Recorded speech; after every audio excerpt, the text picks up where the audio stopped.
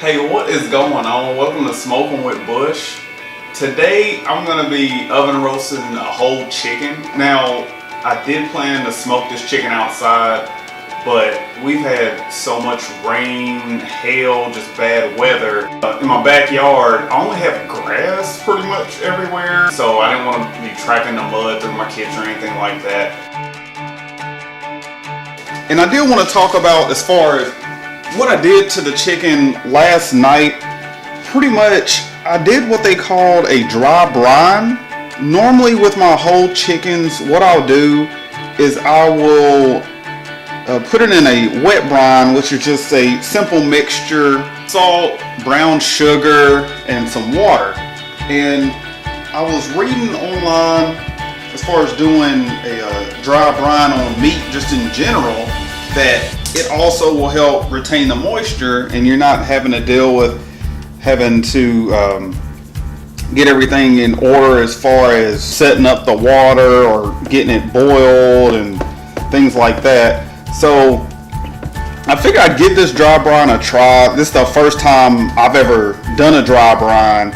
If you've tried it, definitely let me know how it turned out. Like I said, I'm more of a wet brine person, but I figured I'd switch it up, try something else out and see how this works. And I'm doing here, just rubbing this butter on here just so we can get a good, nice brown skin going. You know, a lot of times with chicken, it's all about the presentation. And I may have to go back just with a little bit of my salt, pepper, and garlic rub once this is all rubbed in here, because the butter seems to be rubbing it off. And the seasoning I'm using today is again by Oak Ridge Barbecue, and this is their game bird and chicken rub. And if you've seen the turkey wing video, this is the same rub I use on those turkey wings, and those were the best turkey wings I've personally ever had. And I figured this rub would probably go good with chicken. I was looking at the ingredients in it, and it has raw cane sugar, sea salt, paprika, ancho and chipotle powder, onion, garlic, coriander, ground yellow mustard, and other spices in it as well. And those are all seasonings I normally like on my chicken. So figured I'd put it on the chicken. I mean, it says game bird and chicken. I'm not really sure what I want to cook this bird at.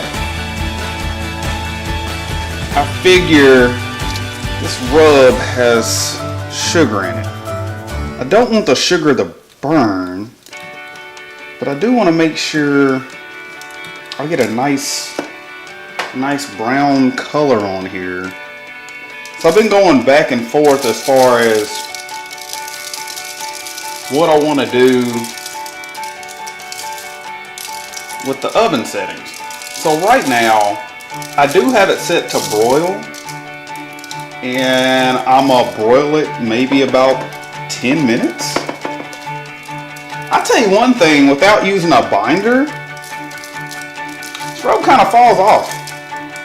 Like, the butter only does so much, but so I will say if I'm to do this again, I mean, normally you see me with my chicken, I'll throw some kind of binder, Worcester sauce, mayo, mustard, whatever it is. Because normally with those, they cook off, and you don't even taste the binder in the end. So, yeah, I probably should have used some kind of binder, but it is what it is.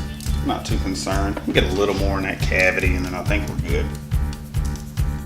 Now, as I mentioned on my channel, on my description, as far as, you know, what this channel's about and everything, I'll let you know that I'm not a professional cook, and needless to say, this chicken kind of shows that.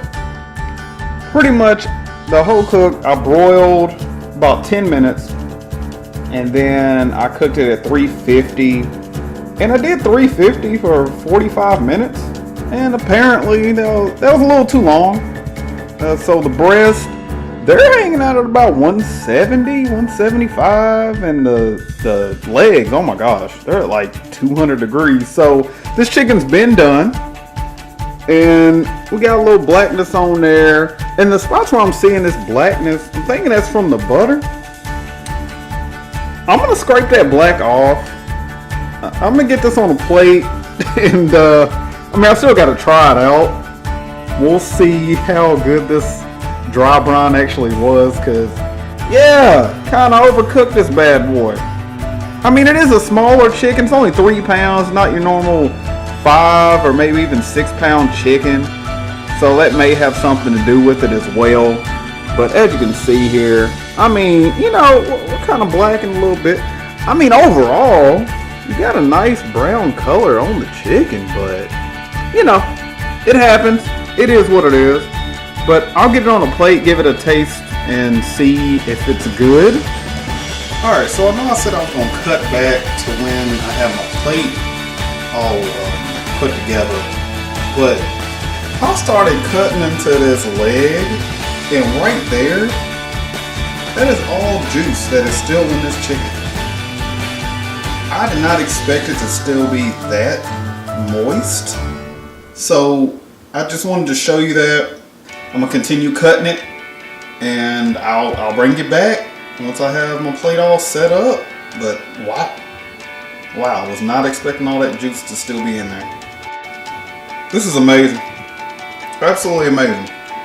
So got my breast all cut up here, and the amount of juice just pouring out of this thing. Dry brine is definitely the way to go. I mean, look at that bad boy. Like I was saying, little burn marks on it, but it's still good. And I mean, I'm up in here. I mean, this don't make any sense. I don't even know if I can capture how like juicy it is still. And like I said, I overcooked this bad boy. But look at that. You can see that's the breast cut in half. I mean, I was worried a little bit because I saw my juices running and it had kind of a red tint to it, but then I remembered most of my rub had red spices in it. But I mean, my goodness, that's half the breast cut open, and look at all that moisture retention. Yeah, definitely dry brining from here on out. That is the way to go. So much easier than doing a wet brine. But I appreciate you for checking it out. As I mentioned, I've cooked for a little less time. Next time I do this in the house. But the results from that dry brine is definitely the way I'm going to prep my chicken.